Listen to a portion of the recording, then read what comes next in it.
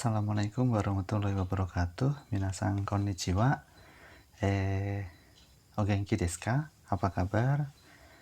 Mudah-mudahan dalam keadaan sehat walafiat ya di masa pandemi COVID-19 ini. Baik, dalam kesempatan video kali ini ya Sensei akan menerangkan ya, banyak yang bertanya kepada Sensei. Sensei, apa sih perbedaannya fungsi partikel ni dengan fungsi partikel D? Kan sama-sama diartikan di. Nah, oke, kita bahas satu-satu. Buat kalian yang baru gabung di channel Nanang Sensei, silahkan ya, jangan lupa klik tombol subscribe dan komentarnya, dan silahkan diisi dengan pertanyaan-pertanyaan yang menurut minasang yang tidak dimengerti, nanti insya Allah akan Sensei jawab di video berikutnya. Baik, kita menuju ke partikel ni dulu ya. Nah, partikel ni itu juga diartikan di. Nah, kalau dia di belakangnya itu disusul dengan kata kerja arimas, ada untuk benda mati, dan imas untuk benda hidup. Misalkan, jimusho ni sensei ga imasu. Jimusho ni sensei ga imasu. Di kantor ada guru, atau ada guru di kantor. Ya, bolak-balik artinya sama. Jadi di-nya di situ adalah menunjukkan keberadaan suatu objek. Jadi objeknya adalah sensei ga imasu. Misalkan ada lagi koko ni tamago ga arimasu. Koko ni tamago ga arimasu. Di sini ada telur misalkan gitu ya. Jadi menunjukkan keberadaan. Oke. Sedangkan untuk partikel D, ya, partikel D itu juga menunjukkan keberadaan.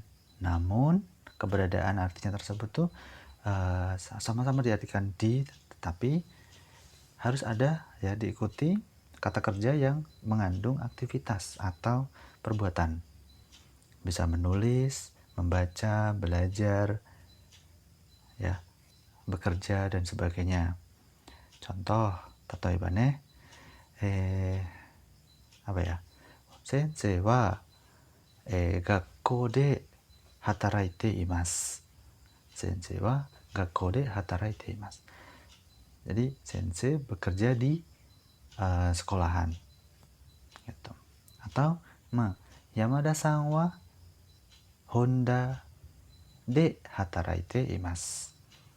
Pak Yamada bekerja di Honda. Gitu.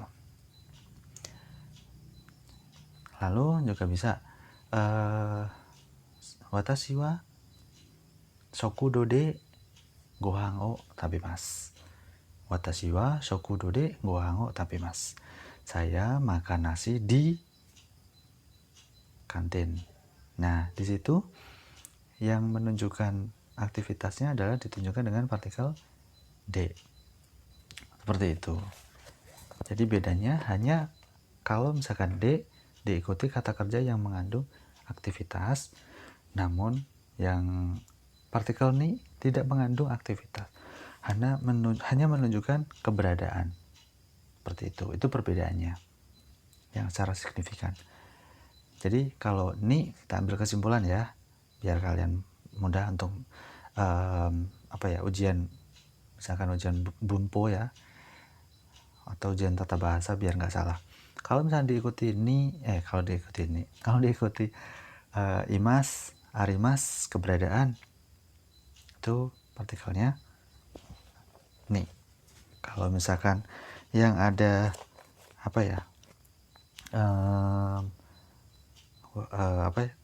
aktivitas kayak tabemas, hatarakimas, ya, benkyou shimasu, kakimasu, itu partikelnya D.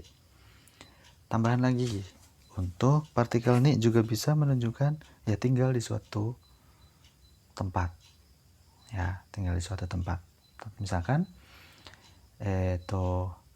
Yamada-san wa Osaka ni sunde imasu. Yamada Sang wa Osaka ni sundeimasu. Pak Yamada tinggal di Osaka. Nah, karena di situ juga biasanya sih untuk yang D itu ada gerakan. Kalau yang ni itu tidak ada gerakan. Artinya tidak ada gerakan tuh ya, kalau tinggal kan bukan nggak gerak, artinya tinggal di satu tempat aja, nggak move gitu kan, namanya itu nggak tinggal gitu. Kalau yang D itu ada aktivitasnya seperti itu ya. Oke, ada juga untuk yang ni itu juga, misalkan walaupun diikuti kaki mas ada aktivitas, tapi menulisnya di terbatas itu, tempatnya terbatas. Contohnya koko ni namae to jusho o kaite kudasai. Koko ni namae to jusho o kaite kudasai. Tolong tulis nama dan alamat di sini. Artinya di sini itu ya terbatas satu kolom, satu kotak, satu ya lembar misalkan. Tulis alamat gitu kan di kertas. Oke ya. Selanjutnya juga bisa. Koko ni suwatte kudasai. Koko ni suwatte kudasai. Jadi tolong duduk di sini. Jadi kalau duduk kan ya kalau bahasa Jawanya plek gitu kan. Nggak ada aktivitas lain gitu. Cuma duduk plek. Diem kan ya. Nah, itu namanya nggak ada gerakan. Meskipun ya cuma duduk. Oke, duduk juga ada ya kata kerja gitu kan. Nah, itu untuk bukan pengecualian sih, tapi memang ya mutlak harus dihafalkan ya. Jadi koko ni suwatte kudasai. Tolong duduk di sini atau silakan duduk di sini.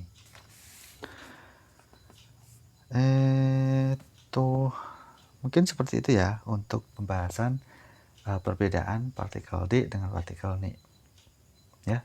Mudah-mudahan bisa dipahami dan bermanfaat buat kalian yang sedang mengejar mungkin kelulusan JLPT, JFT Basic atau lain-lain. Ya, semangat belajarnya, gambatte kudasai. Sayonara. Arigatou gozaimashita.